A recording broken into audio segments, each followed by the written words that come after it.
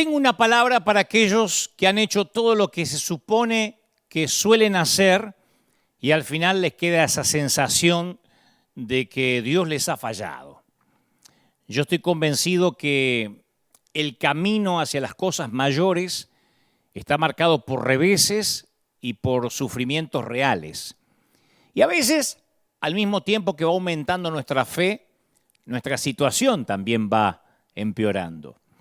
Por momentos oramos con una gran fe y el milagro parece que sigue sin llegar. Y si nunca has pasado por un momento como ese, yo puedo decirte con toda sinceridad que aún no has vivido lo suficiente. Porque el camino hacia las cosas mayores no es claro, a veces no sigue una línea recta, a veces la lluvia no llega a la mañana siguiente como pensábamos que sucedería. Por eso digo que tengo hoy puntualmente un mensaje para los que sienten que hay ocasiones en que los cielos guardan silencio. Tal vez hayas tratado de pensar dentro de tu burbuja y hacer que funcione el matrimonio en el cual estás, y aún así tu cónyuge te abandonó de todas maneras, y eso obviamente hizo estallar tu burbuja. Quizá oraste que se sane el cáncer de tu hijo y en cambio los médicos no pudieron sacar todo el tumor o no lo pudieron extirpar completamente.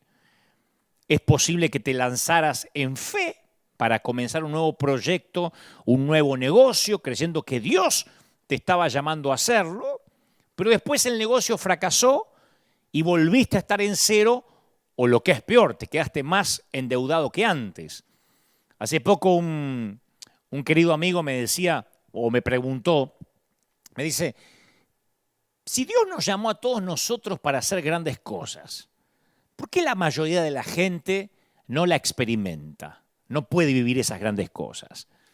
Si a todo el mundo se le ha llamado a hacer algo mayor en Cristo, ¿por qué tanta gente sigue con problemas, estancada, en crisis?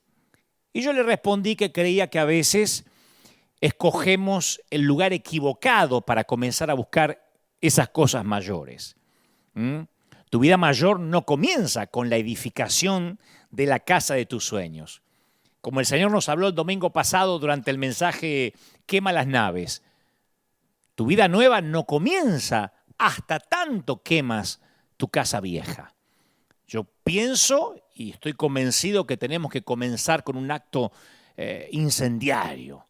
Aunque suene repetitivo, antes de avanzar más en el mensaje que Dios me dijo que te diga, déjame que te insista en esto. Después que en Génesis capítulo 12, Dios le dice a Abraham, vete a la tierra que te mostraré, no le entregó un mapa con indicaciones, no le dio un plan de vida detallado, no le dio un GPS, un GPS, solo una indicación, vete. Y es porque le estaba ofreciendo convertirse él mismo en su sistema de navegación. Abraham estaba con su vida vieja, estaba con su fuente de ingresos, con todo lo que para él, supongo, representaba la antigua estabilidad. Y es cierto que Dios tiene reservado para ti una vida que es mayor que todo lo que conociste hasta ahora. Pero solemos tratar de ponerle condiciones a nuestra obediencia antes de dar el primer paso. Pero no depende, insisto, de que tengas el equipo que vas a necesitar para el camino. No te puedes preocupar necesariamente si leíste los libros adecuados o asististe al seminario apropiado o si tienes las conexiones necesarias, una buena agenda. En primera instancia, el único equipo que necesitas es un lanzallamas, tal cual Dios nos habló el fin de semana pasado en quemar las naves. Si no viste el mensaje, ahí está disponible, quemar las naves. En algún momento, luego del servicio de hoy, lo puedes ver. Y esto se debe a que no podemos dar un paso dentro de una nueva vida mientras no le prendamos fuego primero a la tienda que nos tiene amarrado a la vida vieja. Somos personas sentimentales y nos encanta aferrarnos a los recuerdos de los lugares donde estuvimos, a las cosas que hemos hecho, pero cuando llega Dios no es hora de sentimentalismos. Para los discípulos de Jesús significó dejar sus redes y sus barcas. Y la pregunta es, ¿qué significa para ti? ¿Qué significa para mí? Porque Dios te está pidiendo, ya de hace 2 fines de semana, si sigue los mensajes, que hagas algo grande, que hagas un inventario de tu vida y te enfrentes con esta pregunta. ¿Qué es, Dios mío, lo que tengo que dejar? ¿Cuál es la tienda del pasado que quieres que yo abandone? Porque siempre hay un precio que pagar si queremos algo grande. Ya sea abandonar algo de tu pasado, renunciar al control de tu futuro, pero tendrás que hacer un sacrificio. La pregunta es, ¿cuál es tu precio? Yo sé que es drástico cortar ciertos lazos, pero el verdadero riesgo no está en lanzarnos a una nueva vida de cosas mayores. Ese no es el riesgo. El riesgo está en que te quedes con la vida vieja de lo común, de lo ordinario, de lo corriente. Y tal vez ahora mismo te parezca que Dios te está pidiendo demasiado. Por eso es importante que no solo calcules el precio que significa dejar el pasado, sino que también calcules el precio que significaría no dejarlo. Que eso es lo peor. ¿Qué vamos a pagar si no accedemos, si no obedecemos a lo que Dios nos está pidiendo? Para el joven rico, a quien Jesús le dijo que vendiera todas sus posesiones, dejar su tienda era algo demasiado radical. Por eso dice la palabra que se fue triste. Y la verdadera tragedia de aquel joven rico fue que nunca sabría lo que se había perdido. Y justo después que se marchó aquel joven rico, Pedro le pregunta a Jesús qué podrían esperar los que sí lo habían seguido. Y Jesús respondió en Marcos capítulo 10, verso 29, les aseguro que todo el que por mi causa y la del Evangelio haya dejado casa, conocen el versículo, ¿no? Casa, hermanos, hermanas, madre, padre, hijos, terrenos, recibirá 10 veces más. Ahora en este tiempo, ahora, de este lado del sol, y en la edad venidera, la vida eterna. O sea que el precio a pagar por seguir a Jesús es grande. Pero el precio a pagar por no seguirlo es más grande todavía. Vas a renunciar a muchas cosas por seguir el llamado de Dios. Y en cambio te vas a perder muchas más si te quedas en tu tienda del pasado. Yo siempre me pregunto, ¿estaría yo mismo ahora acá de no haber dejado mi tienda hace más de media vida? Gracias a Dios dejé mi tienda y no volví nunca más la vista atrás.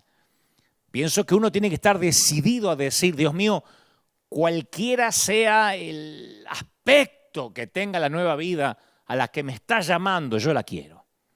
Tanto si me llamas a hacer algo que parece grande, como si me llamas a hacer algo que parece pequeño, pero va a ser una cosa mayor porque eres tú el que me estás llamando. Aquí tienes mi vida, Señor. Eso es lo que tenemos que decir hoy. Mi vida, Señor, está dispuesta para todas las posibilidades.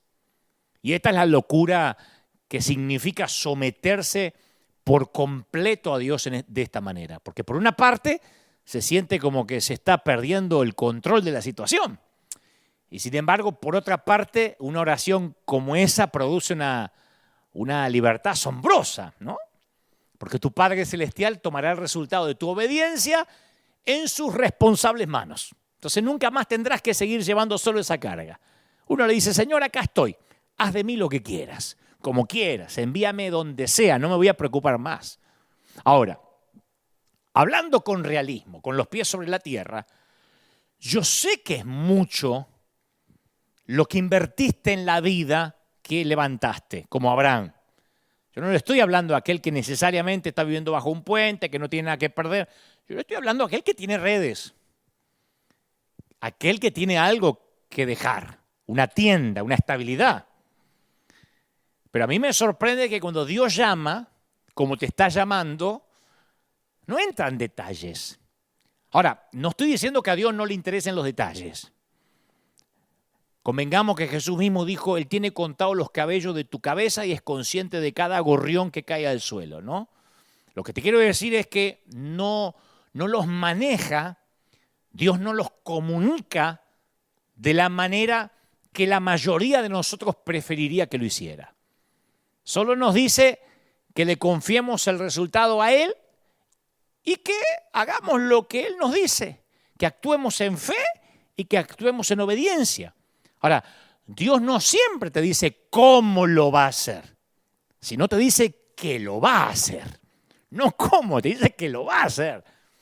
Y si te quedas sentado y esperando a que te diga cómo va a cumplir con su parte antes de que obedezca, te puede ir preparando para una larga espera. Mi vieja decía, quédate sentado que parado te vas a cansar. Lo más probable es que te quedes esperando toda la vida si quieres que Dios te explique primero cómo lo va a hacer antes de que tú obedezcas. Él va a ser fiel y Él va a cumplir la parte que le corresponde en el trato.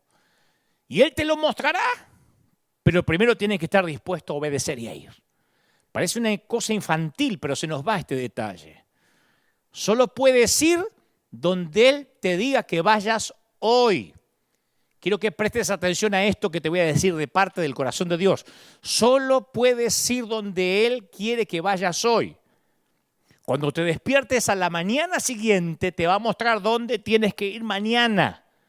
Y pasado mañana te va a mostrar dónde tienes que ir pasado mañana. Por lo menos mi vida es así hace más de 30 y tantos años. Y si Él te lo dijera todo de una sola vez, es probable que te asustaras o que no dependieras tanto de Él. Señor, dame $1.000.000 juntos. No, lo que estás queriendo es no tener que venir a buscar mi provisión todos los días. Él te está tratando de enseñar a caminar por fe. Es para que sepas quién es Él. Vete, le dijo Abraham. Y eso no obedece a un plan del Padre para desorientarte, sino a un intento del Padre para desarrollarte. Dios le dijo a Abraham, vete. Jesús le dijo a Pedro, ven. A ver, cuando estás en una barca, en medio de una tormenta aterradora y Jesús está en pie sobre el agua pidiéndote que vayas a unírtele, es muy distinto. Al menos Abraham recibió un poquito más de explicación. Por lo menos Abraham recibió una explicación, vete de tu tierra y de tu parentela. Pedro solo tenía ven, nada más. No más explicación, no le dijo, mirá, vas a flotar, bajá, no te vas a hundir, probá, te mando un tutorial por YouTube, ven, nada más. Y Pedro, mientras sus entrañas estaban agitadas como la barca, solo escuchó esa palabra, ven. Jesús no le ofreció, insisto, una tutoría para que aprendiera a caminar sobre el agua. No le dijo, andá, practicá y cuando más o menos te animes, probamos. No le dio detalles de ninguna clase. Le dio una orden y esperaba obediencia, solo una palabra, ven. Y cuando Dios es el que te habla, con una palabra, escúchame, con una palabra tendría que sobrarte, más que suficiente. Y en verdad Pedro no caminó en el agua. Yo escuché a predicadores decir, y Pedro caminó sobre el agua. No, el agua no puede sostener a ningún ser humano. Pedro no caminó sobre el agua en realidad. Caminó sobre la palabra. Salió de la barca para caminar sobre aquel ven. Él caminó en el ven hasta que no confió más en la palabra de Jesús y se hundió. El ven lo hubiese podido hecho volar. Si el Señor le hubiese dicho, venía a volar, él lo hubiese volado. El ven, Pedro caminó sobre la palabra, no sobre el agua. Y la pregunta es, ¿tienes la suficiente fe? ¿Tienes la suficiente fe? ¿Tenemos la suficiente fe en el Padre para actuar sobre una sola palabra? Y si solo tuvieras una sola palabra, a mí me ha pasado a lo largo de mi vida y del ministerio por años, que a veces es una sola palabra. Una sola, no una frase, una palabra. Si es así, eso significa que, aunque no sepas cómo va a resultar todo, ni cómo va a terminar, estás dispuesto a obedecer. Tal vez la única palabra que Dios te esté dando en tu matrimonio sea, quédate. No sabes si es por ahora, no sabes si es para siempre, pero esa es la palabra que tienes ahora, quédate. ¿Y qué más dijo el Señor? Que lo va a cambiar al desgraciado este y que se le va a morir la madre. Quédate. Algunas veces obedecer significa eliminar tu plan de huida. Estás preparando para huir y dices, todavía no. Quédate. Capaz que la única palabra que te está diciendo acerca de tu futuro sea confía. Confía.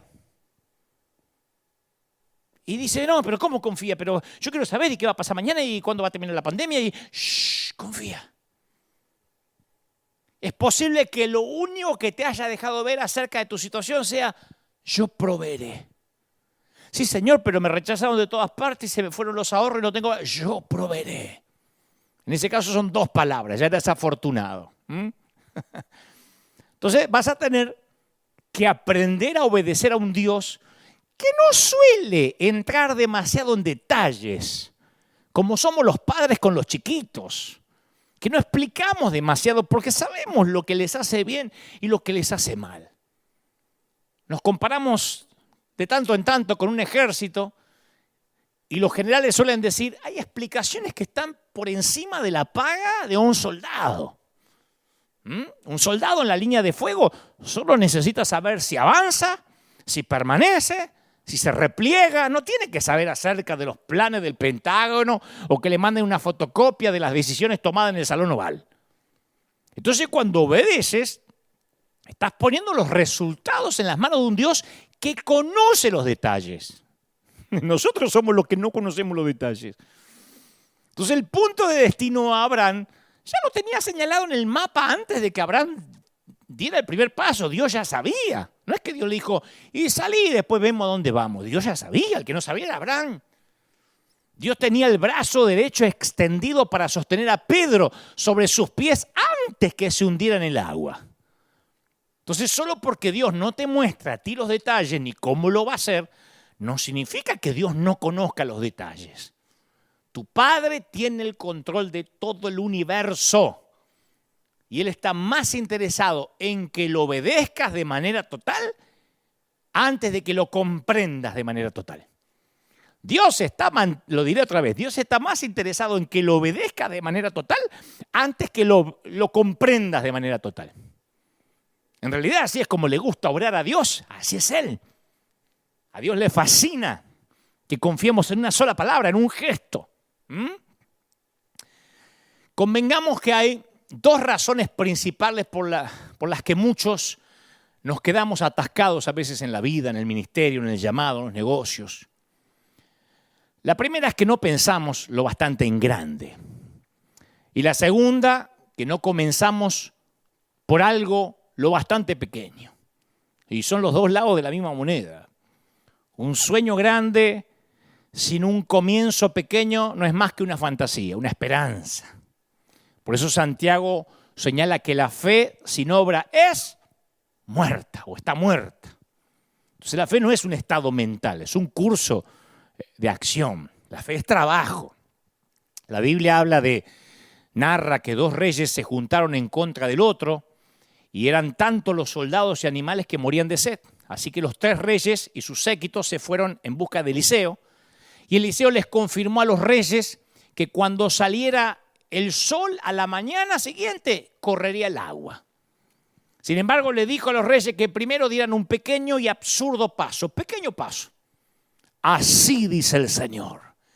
Abran zanjas para todo este valle. Porque así funciona la fe.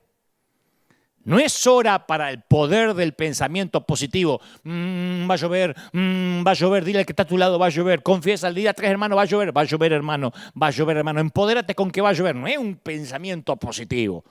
O repetir frasecitas del pastor. Es hora de agarrar la pala, mi viejo. Si cree de verdad, pónganse a laburar, pónganse a trabajar, dijo el profeta. Dios dice, demuéstrenme en su fe y yo les voy a mostrar mi fidelidad.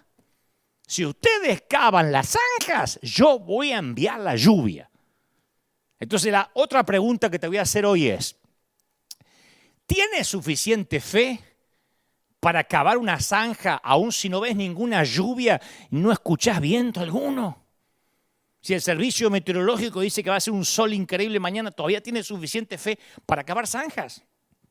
Yo me encuentro con gente soltera que me dice, no, estoy esperando a que Dios me envíe la persona adecuada. Pero tú, ¿eres esa persona adecuada para alguien?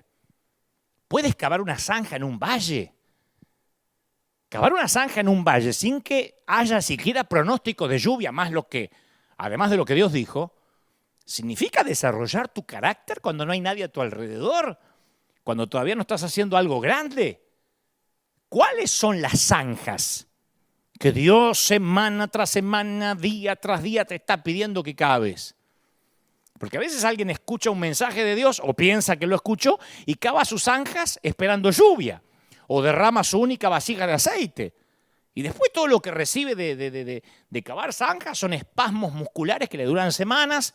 Parece que lo único que les quedó de cavar zanjas es el cansancio de haber cavado, pero dice, no, Dios no derramó lluvia. O vertió el poquito de aceite que le quedó, no llena más vasija, sino que desperdició el precioso aceite que tenía al principio. Y dice, no, al final no resultó.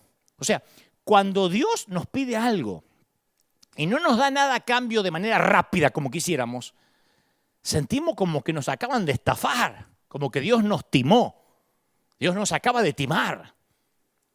Yo conozco a un hombre que sintió que Dios lo llamaba al ministerio tiempo completo, así que renunció a un buen trabajo cómodo que tenía. No era un tipo que andaba en busca de dinero, de fama. Era un corazón, me consta, un corazón puro. Sin embargo, su decisión creó tensiones entre él y su esposa, empezó a tener problemas maritales a causa de su decisión. Y después de años de languidecer, regresó a su negocio anterior sin recibir ninguna recompensa, con el matrimonio en crisis, porque decía, tengo que proveer las necesidades para mi familia, a lo mejor me equivoqué en creer que Dios me había hablado. Y yo te podría contar así centenares de historias acerca de anhelos sin cumplir en la vida de los creyentes. Es más, cuando uno está liderando una congregación, es pastor, tiene que caminar entre esas historias con el agua a la cintura todos los días. Cuando oramos en fe para pedir algo y no sucede, por lo menos rápido, creemos que desperdiciamos nuestra fe. Y entonces hoy le voy a hablar a esos que están del otro lado, que están diciendo, Dios se está burlando de mí, yo oré, yo creí, yo invertí todo este tiempo, ¿para qué? Para nada. Y yo pregunto, porque hoy es un día de muchas preguntas, ¿no? Pero darte la respuesta antes que termine el servicio, el mensaje. ¿Cuál es la situación decepcionante de tu vida que parece muerta y que te hace sentir en derrota? No sé, quizás sea una relación en tu vida que se acaba de romper. Quizás sea la pérdida de tu trabajo, de tu empleo. Capaz que cometiste algunos errores terribles que te costaron la pérdida de una gran cantidad de oportunidades. Cualquiera sea la situación, no ha terminado tu historia mientras Jesús siga en la escena de tu vida. Yo no te puedo presentar una planilla Excel donde se documente a dónde fueron tus oraciones durante los últimos 10 años y la forma exacta en que Dios las invirtió. Pero Dios es demasiado fiel para estar desperdiciando tu fe. Es demasiado sabio para cometer un error. Es demasiado amoroso para no tener en cuenta lo que siente tu corazón. Te ama el Señor, príncipe. Te ama, princesa. ¿Cómo te ama el Señor? ¿Cómo se va a olvidar de tus oraciones? Él vigila cada una de tus oraciones. Así que tienes que seguir cavando, que viene mucha lluvia, aunque se tarde. Sigue cavando, sigue creyendo. Tú dices, ¿cuándo? Porque si no viene ya, tienes que seguir creyendo. Yo leía que un estudioso de la Biblia investigó las Escrituras para descubrir las palabras más significativas de toda la Biblia, ¿no? Y él quería encontrar en la Biblia las palabras más tristes, las más peligrosas, las más felices, las más emotivas, y encontró la que a su criterio era la más peligrosa. Yo hablé de esta, la identificó como la palabra mañana. Tomorrow, dicen los gringos. Esa palabra mañana es un ladrón que roba los sueños y te roba la vida. Tengo un mensaje que también está en nuestro sitio web que se llama El calendario de los tontos, no te lo pierdas, que habla justamente de eso, de los que le asignan al mañana un valor que no tiene. Ahora, ¿qué valor tendría tu vida humana si nunca postergaras, si nunca dejaras de cavar? Yo pienso que serías una persona muy exitosa. Yo les digo siempre a los muchachos, a los jóvenes que me preguntan acerca de mi vida o quieren saber algo, les digo, mira, yo tengo las mismas 24 horas que vos, que el resto de la humanidad. No corro con ventajas de tiempo. Pero hay un montón de gente, más del 50%, que son postergadores crónicos. Y postergan cosas en todas las áreas de la vida. No cavan hoy. Dicen, no, voy a esperar que llueva. El Señor le dice, viene un diluvio, pero no empiezan el arca. No pagan a tiempo sus cuentas, esperan hasta Nochebuena para hacer las compras en Navidad, esperan hasta último momento para hacer la tarea de la escuela. Y lo asombroso es que estos postergadores pertenecen a un club muy exclusivo que yo llamo el Club de la Pelea. El Club de la Pelea. No hay un nombre más atinado que el Club de la Pelea. Y no te confundas. La mayoría de los integrantes de este club son cristianos, no pelean contra el enemigo, no pelean contra el diablo ni con otros cristianos. Pelean contra la voluntad de Dios toda su vida de cristianos. Pelean contra Dios. Me consta, los he visto. En mi peregrinar cristiano encontré un montón que pertenecen al Club de la Pelea. Se pasan la vida a los golpes contra las órdenes de Dios. No sea que os hacéis luchando contra Dios, dijo Gamaliel. Y la gente de este club pelea con Dios para no tener que obedecer. Y como son peleadores profesionales, algunos disfrazan su pelea de estoy esperando el tiempo perfecto de Dios. ¿Pero por qué no le hiciste estoy esperando el tiempo perfecto de Dios? ¿Pero por qué no cavas zanjas? Porque estoy esperando el tiempo perfecto de Dios. Seguramente te conoces gente así, espero que no lo encuentres frente al espejo, ¿no? Esos que esperan que Dios le abra el camino, que le abra las puertas, que les dé una señal, que les dé una confirmación, 4 vellones, que les dé asignaciones divinas. Pero hay momentos perfectos que no llegan nunca. Hablaba con alguien que quiere emprender un ministerio, hace años lo conozco, desde que lo conozco quiere emprender un ministerio, tiene un llamado grande y siempre está diciendo yo estoy orando que Dios me prepare el camino. Él piensa que Dios primero, antes de enviarlo, le va a resolver todos los problemas, le va a llenar las cuentas bancarias, va a desplegar una alfombra roja para que él arranque. No va a pasar, de verdad, no va a pasar. Si quieres que Dios abra los mares para ti, pero ni siquiera te moja la punta del pie, entonces vives en un mundo de fantasía. Alguien te lo tiene que decir. Estás en Fantasyland. No va a pasar. Dijo Jesús, desde los días de Juan el Bautista hasta ahora, el reino de los cielos sufre violencia y los violentos lo arrebatan. No los soñadores que esperan que se les abran las puertas. Quiero que te grabes esto. Te lo digo como si fueras mi hijo, mi hermano menor. Dios no bendice intenciones. Dios no bendice intenciones. Por eso dice la palabra que Él dirá, bien hecho, siervo fiel. No va a decir bien intencionado, bien pensado, bien predicado, bien debatido. No, bien hecho. Jesús contó una parábola en Mateo 21-28. Dice, un hombre tenía 2 hijos. Se acercó al primero y le dijo, hijo, ve a trabajar hoy a la viña. Y el muchacho dice, no quiero. Pero después arrepentido fue, dice Jesús. Y acercándose al otro, le dijo de la misma manera. Y dijo, sí señor, voy.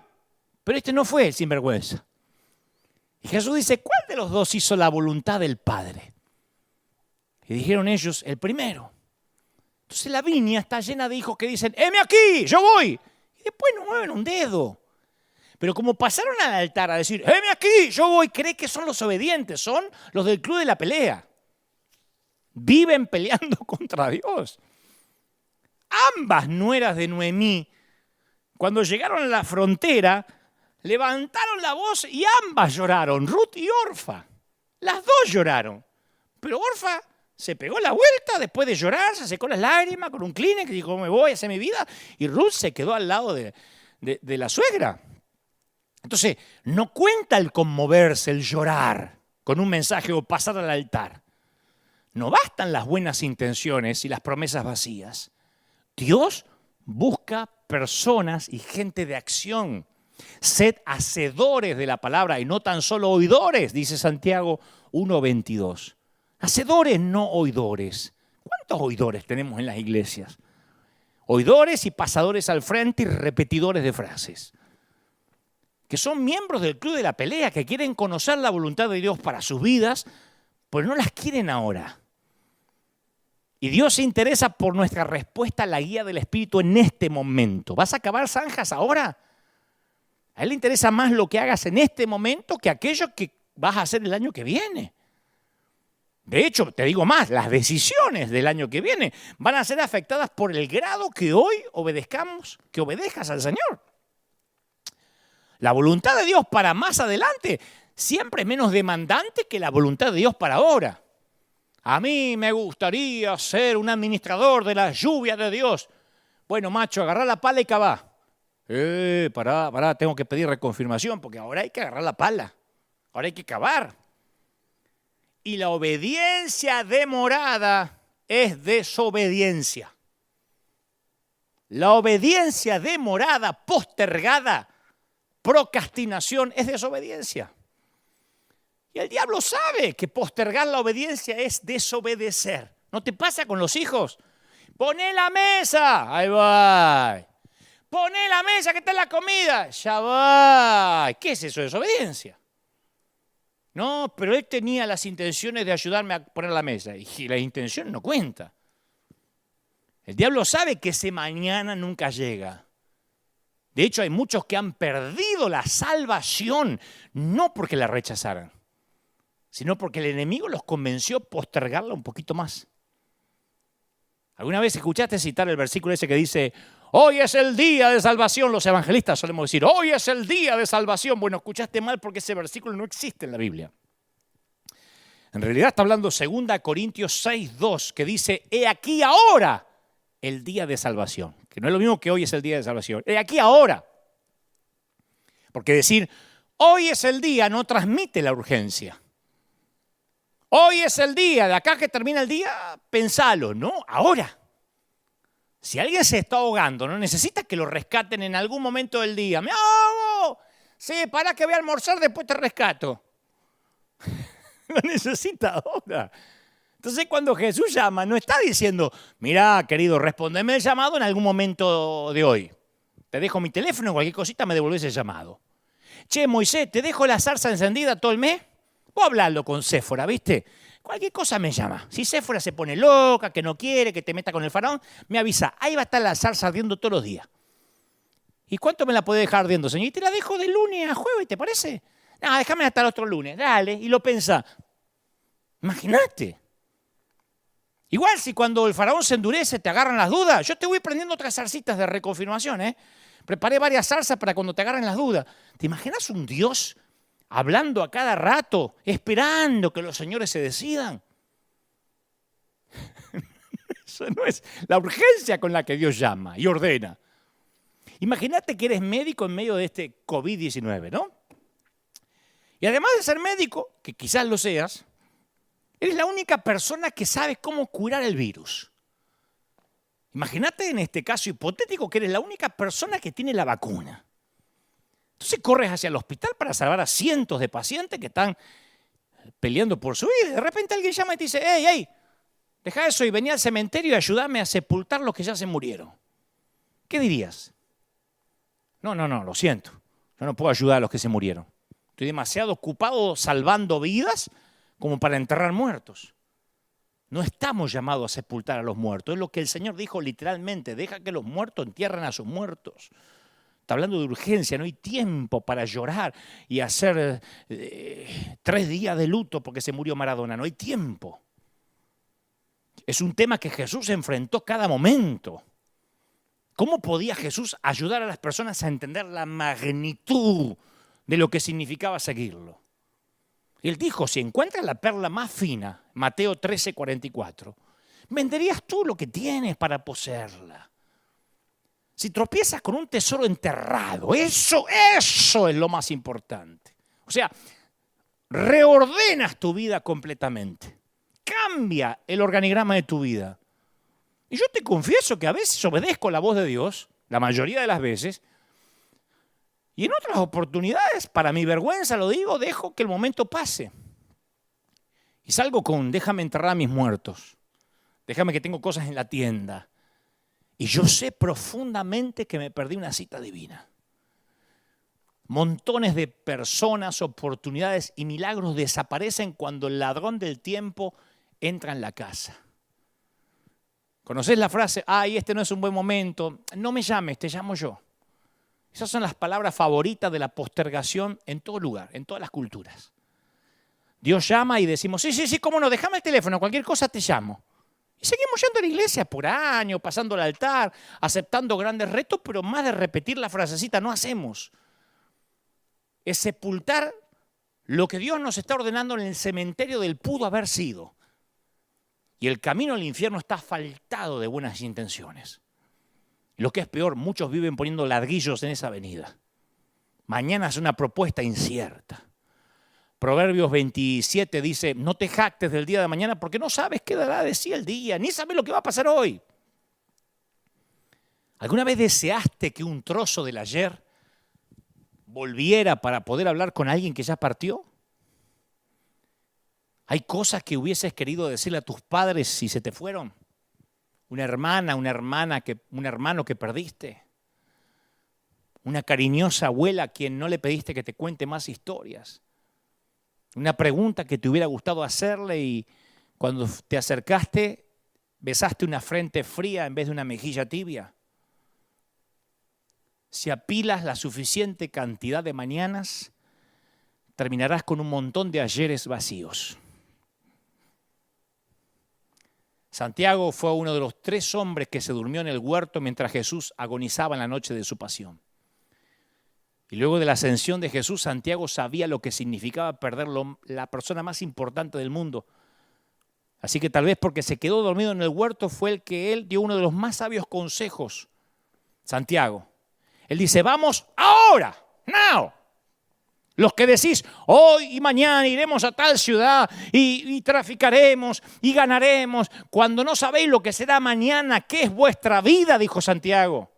¿Sabéis qué es nuestra vida? Santiago 4:13. ¿Sabéis qué es vuestra vida? Neblina, que se aparece por un poco de tiempo y después se desvanece.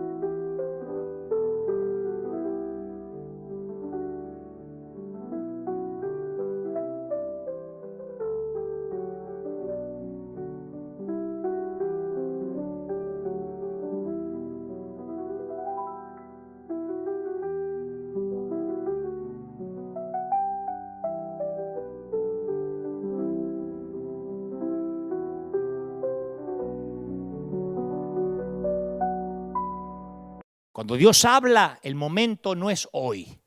Sácate de la cabeza la palabra hoy, es ahora. Ahora.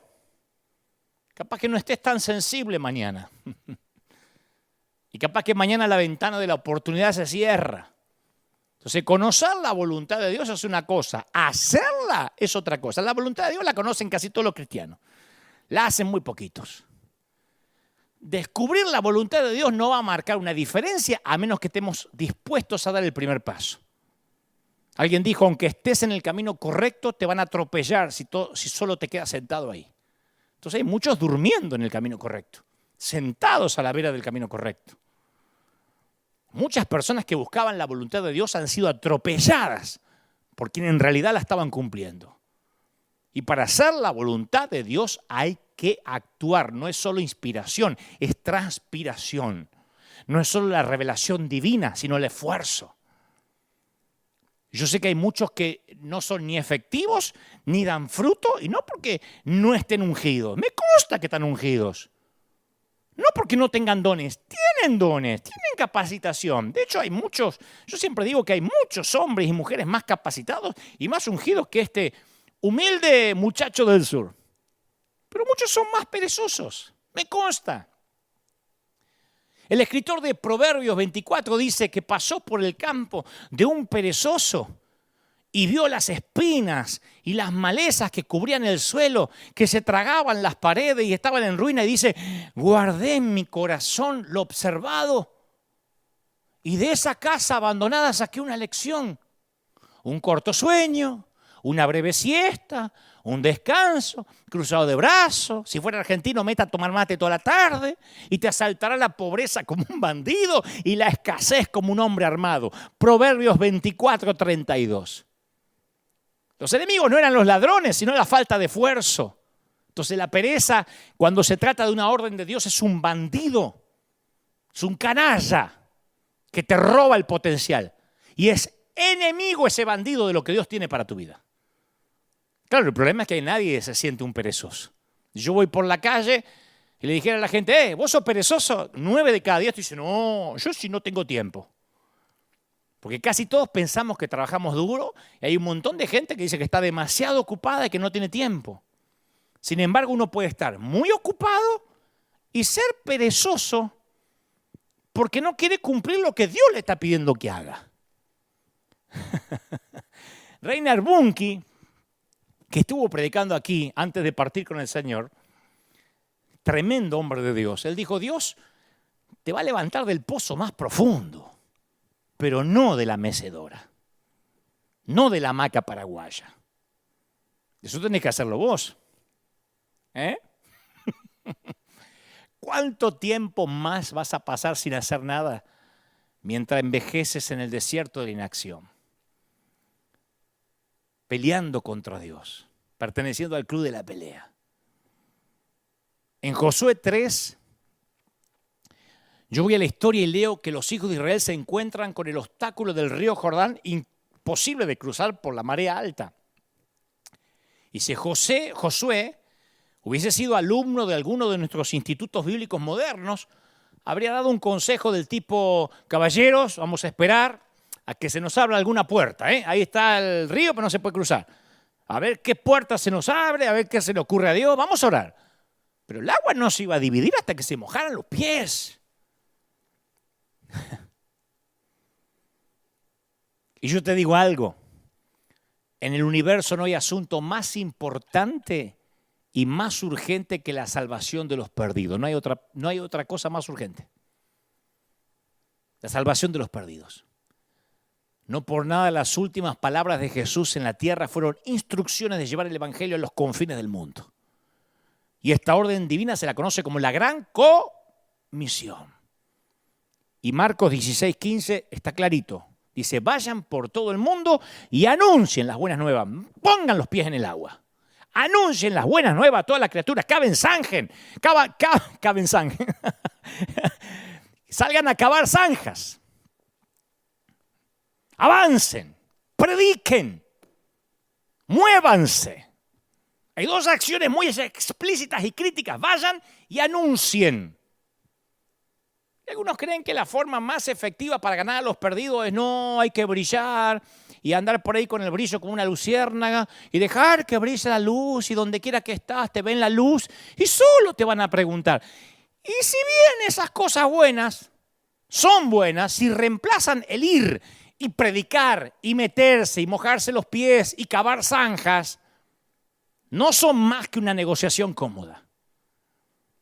Hay muchos ministerios que gastan grandes cantidades de dinero, energía y no actúan como Jesús dijo, ni van ni anuncian. Y hay que hacer, obedecer. Cuando apareció David en el campo de batalla, él supo lo que tenía que hacer. ¿Quién es esta bola de grasa para atentar contra los escuadrones del Dios viviente? Dijo. Podría haber decidido recoger firmas, liderar una marcha de protesta. Podría haber pedido al gobierno que emitiera una declaración formal denunciando a Goliat por discriminar a los israelitas por motivos religiosos, que decía, ¿dónde está tu Dios? Pudo haber hecho una protesta en la plaza. Podía haber organizado una reunión de oración para que Dios eliminara a Goliat, para que Goliat le agarrara un ataque cardíaco y se muriera solo. No tenía David tiempo de ir a la casa y preparar los músculos para la acción heroica. Tampoco se fue a practicar tiro al blanco con la onda. Uy, yo me agarró sin preparación. No se vino a preparar ahí. David tenía una única misión, decapitar al gigante. El antídoto contra la pereza es la urgencia. Despertar, sacudirse el polvo y moverse. El talento no es sustituto de la acción. La inteligencia no reemplaza la acción. La unción, la oración y el ayuno no reemplazan a la acción. A mí me preocupa, hay toda una generación que está esperando que se abran las puertas, que vengan los recursos, que le regalen un teclado, que lo llamen para que le den una beca para ir a estudiar allá. Y no va a pasar. Yo por lo menos vengo de hacer cosas a la antigua, de creerle a Dios y hacer, sin un peso, creyendo en una palabra, en una sola palabra. Ven, flaco, y le creía. Ni las palabras proféticas reemplazan a la acción. Por mucho que tengas una libretita llena de palabritas, viste que hay gente con la libretita, hoy Dios me dijo, en el 82 Dios me dijo que yo voy a ser el presidente, y Dios me dijo que voy a ser el rey de España. Y andan con las palabritas en una libretita amarillenta, no sirve de nada, te vas a morir y te van a poner la libretita arriba del cajón. No sirven si no te mueves. Para cumplir la voluntad de Dios en nuestras vidas tenemos que dejar de lado la negociación, la postergación y la pereza. Y salir de la membresía del club de la pelea. No más pelear contra lo que Dios dice. No más luchar contra Dios en un cuadrilátero de boxeo. Y los miembros del club de la pelea suelen ser extremadamente creativos cuando hay que presentar excusas. Tienen algunas que suenan nobles, espirituales, la usan como sedante para calmar la conciencia, ¿no? Y es una gran tragedia porque la vida es tan corta que el tiempo perdido no se recupera más. Y la realidad es que hay muchas personas que ya saben a qué Dios las llamó, pero no hacen nada. Porque una de las cosas que suelen decir los del club de la pelea es, estoy esperando en Dios, estoy esperando en Él. Como dije recién, estoy esperando en Él. Como diciendo que Dios se mueva primero. En Éxodo 14 los hijos de Israel habían salido de Egipto. Los ejércitos del faraón venían para matarlo. Acudieron a Moisés, le piden consejo. ¿Y sabe lo que Moisés hace? Va a orar a Dios. ¿Y sabe lo que Dios le dice a Moisés? ¿Por qué clamas a mí? Uno diría, ¿y a quién más quiere que clame? No me clames a mí, le dice Dios. Fíjate, Éxodo 14:13. Éxodo 14:13. Dios dice, ¿por qué venís a orar? Dice, pero Dios puede llegar a decir eso, sí. ¿Por qué clamas a mí, Moisés? Decile a los hijos de Israel que marchen. Estoy orando. ¿Qué venís a orar? Y ya te dije lo que tenés que hacer. Id y predicá. ¿Y estás orando para ver si Dios te llamó? Cuando oigas, quédate quieto. Lo más probable es que te lo haya dicho un pastor. Pero cuando oigas marcha, es Dios quien te lo dice. La palabra del Señor es marchen, empiecen a moverse en la dirección que Dios ya te guió. Y escuchaste esa frase que también lo dicen muchos los miembros del club de la pelea. No, lo que pasa es que yo lo haría, pero tampoco quiero adelantarme a Dios. ¡Oh! ¿Te escuchaste? No quiero adelantarme a Dios. Yo me lo imagino a Dios allá en los cielos, ¿viste? Apoyándose sobre el hombro de Gabriel diciendo, che, este tipo, si aunque sea fuera más despacio, va tan rápido que no puedo seguir el paso, se me adelanta. Lo más probable es que Dios esté esperando que te pongas al día, no al revés. No, no quiero adelantarme a Dios, dicen algunos. Son frases que pululan por ahí, suenan espirituales, pero es pereza. Los miembros del club de la pelea suelen decir el clásico, bueno, es que no tengo los recursos. Viste que las necesidades económicas se cuentan entre las barreras más prácticas entre aquellos que impiden concretar los sueños. Pero el tema del dinero es un problema de fe, se resume en un problema de fe. Cuando Dios llama a inventar excusas, es pensar que Él no te va a proveer lo que necesitas. Dios no es pobre, no voy a decir nada que no sepa, Dios no es pobre, Él no necesita nada. Cuando Dios ordena algo es un Dios informado que paga por lo que ordenó.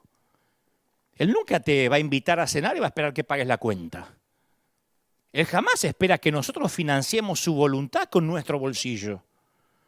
Cuando Dios quiere algo jamás pregunta cuánto cuesta. ¿Y esto cuánto sale? ¿No tenés una visión más barata?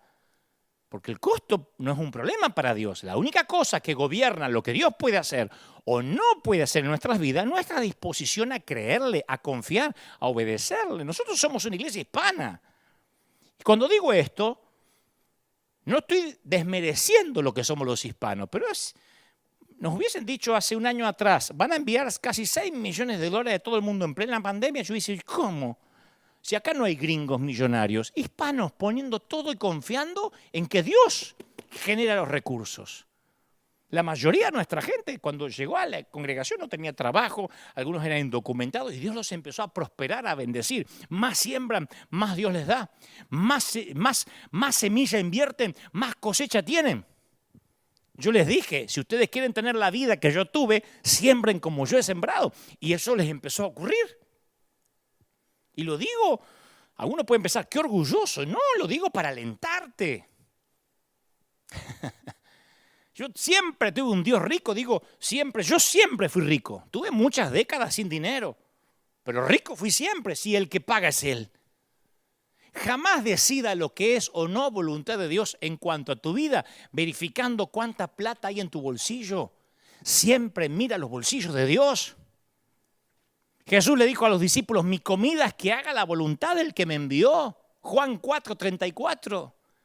Esa es compensación suficiente, remuneración suficiente. Y luego dijo, trabajen, pero no por la comida que es perecedera, sino por la que permanece para vida eterna.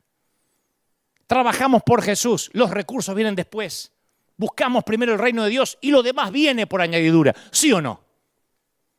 Alguien tiene que decir amén. En el club de la pelea suelen decir, no, es que está bien, pero lo que yo no tengo es capacidad.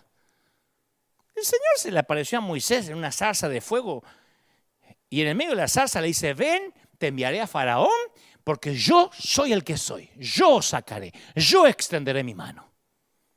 No está buscando ni a los más talentosos, ni a los más inteligentes, ni a los mejores oradores, ni a los más instruidos, ni a los más intelectuales. Está buscando a los que están dispuestos a seguirle, a rendirse, a obedecer. Jesús mismo escogió a los suyos, no de la Universidad de Jerusalén. No eligió a las mentes jóvenes más brillantes de la sinagoga. Y mirá que había muchos estudiantes de la Torá. ¿A dónde fue? A los puertos pesqueros, porque esa gente no le iba a decir que no. No estaba tan llena de letras y de intelecto para cuestionar. Entonces seguir a Jesús es muy simple porque no necesitas conocer el camino. ¿Sabes por qué para mí es sencillo? Porque no necesito hacer los milagros. Yo no necesito ser el Salvador, no necesito ser el sanador. No me adueño ni de los éxitos ni me adueño de los fracasos. Yo nada más tengo que ser el cartero. ¿Hay algo más sencillo que entregar un paquete? Esto me dice Dios que te diga. Ya está. Algunos piensan que si a River Arena le va mal, va a ser mi fracaso. Yo soy el cartero. Y si le va bien, va a ser mi éxito. Yo soy el cartero. Yo no mantengo la nave a flote. Apenas estoy en el timón por orden divina. Pero los del club de la pelea suelen decir, bueno, está bien, pero No siento que sea el tiempo, aleluya. No siento que sea el tiempo. Cuando yo iba a una iglesia había un hermano que cuando hablaba de parte de Dios decía aleluya y hacía así. Como que al bajarle los mails del cielo le hacía como una chiripiorca, ¿no? No siento, aleluya. Yo me lo imagino así. Pero acordate que la obediencia demorada es desobediencia. Y los que buscan la voluntad de Dios por siempre se ven sobrepasados por los que van y hacen. Jesús viene cuando sos joven y te dice, sígueme. Y decís, sí, Señor, pero bueno, primero déjame terminar los estudios, que consiga una novia. Te graduás, Él vuelve y te dice, sígueme. Y decís, bueno, sí, pero primero deja que ahora encuentre un buen trabajo y ahorre algo de plata, me compre el autito. Y conseguís el empleo, capaz que te compras el autito. Y el Señor vuelve, porque Él es fiel y dice, sígueme. Y responde, bueno, sí, pero ahora deja que mis hijos terminen la escuela, justo son chiquititos. Y crecen los chicos, se van de casa, te traen nietos. Y el Señor vuelve a la orilla de tu vida y te dice, sígueme.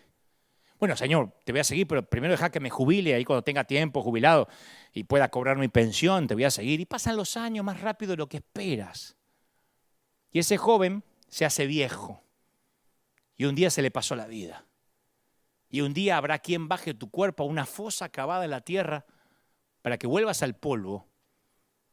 Y puede ser uno más de los muchos que no siguen jamás el llamado de Dios, aunque fue a la iglesia todos los domingos de su vida. Conocer la voluntad de Dios no es lo mismo que hacerla. Yo te estoy diciendo que la tragedia más grande del mundo es una vida desperdiciada yendo a la iglesia solamente, cantando. La vida verdadera en su más pleno sentido no tiene que ver con tener pulso, sino en hacer la voluntad de Dios. Y a mí me encanta la forma que Lucas dice, y cuando trajeron a tierra las barcas, dejándolo todo de inmediato, lo siguieron. Dejaron sus redes de inmediato, dejaron sus barcas de inmediato. Ninguno se tomó una semana, 3 días de inmediato. O sea que esa mañana saludaron a sus mujeres y dijeron, me voy a pescar. A la noche volvieron sin redes y con otro trabajo. Ninguno ni siquiera pidió mandar un WhatsApp. Ahora, como yo sé que en el club de la pelea saben pelear muy bien, son grandes discutidores contra la voluntad de Dios, porque llevan años de práctica, yo los puedo escuchar ahora. Está bien, Dante, entonces si Dios me llamó a servir, está bien, voy a ser un inconsciente. Hasta lo están escribiendo ahí algunos, porque los del club de la pelea se niegan a dejar la membresía. Así que tengo que renunciar a todo, dejar a toda mi familia, mi trabajo, no importa quién pague la renta y mudarme a otro país ahora mismo. ¿Me está diciendo eso? Pero yo quiero que aprendas algo a distinguir entre llamamiento y comisión. Cuando Jesús llamó a sus discípulos, no los llamó a ser apóstoles, ni profetas, ni evangelistas, ni pastores, ni maestros. Los llamó para que los siguieran. Y cuando le siguieron, les prometió que los haría pescadores de hombres. En el medio hubo un tiempo de aprendizaje, desde el llamado a seguirle a Jesús y el momento en que le dio la comisión de predicar el evangelio. O sea que la obediencia al llamado de Dios tiene que ver con seguir a Jesús. Es muy probable que no te haya dicho, ve y hazlo, hacelo ahora. Lo más probable es que te diga, ven y sígueme. No te preocupes por la comisión. Vendrás cuando estés siguiendo a Jesús.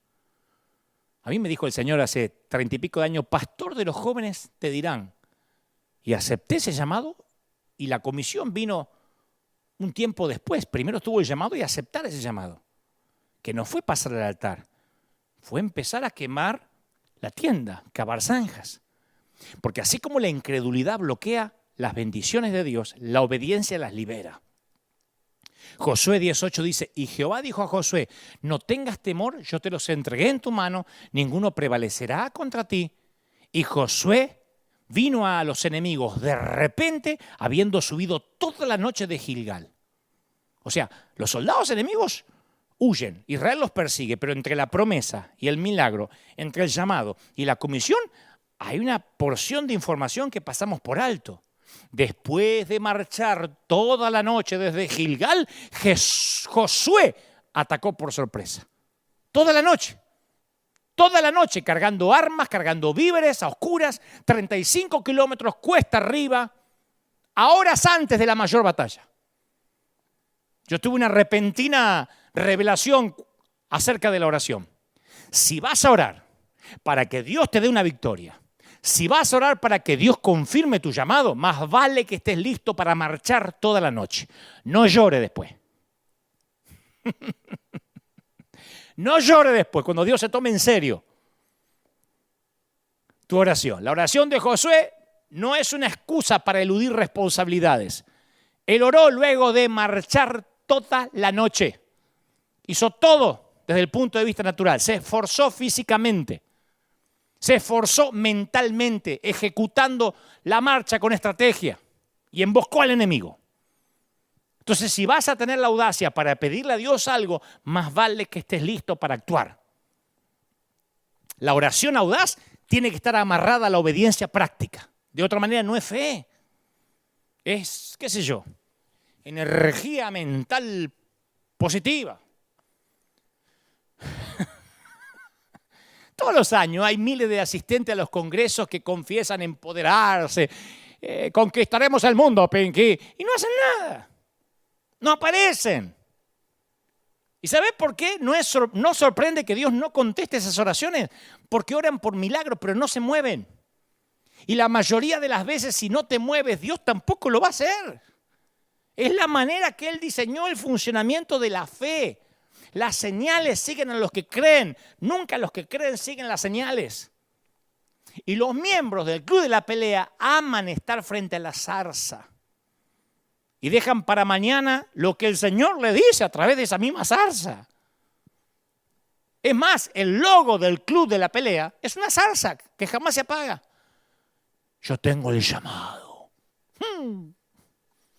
Y organizan su vida alrededor de las zarzas, en servicio alrededor de la zarza, congreso de cómo arder la zarza, congreso de cómo identificar la zarza, congreso para tener más zarza, congreso para plantar zarza, y no se mueven de ahí. Las zarzas no liberan al pueblo de la esclavitud. Dicen, Dios me llamó. Y lo único que hacen es mandar mensajitos por WhatsApp, discutir, debatir de la sana, la mala doctrina, acerca de lo que hacen los demás, pero nunca, jamás se mueven delante de la zarza. Quedan ahí frente a la zarza. Pertenecen al Club de la Pelea, con el loguito de la zarza. Y nadie fuera del club los conoce.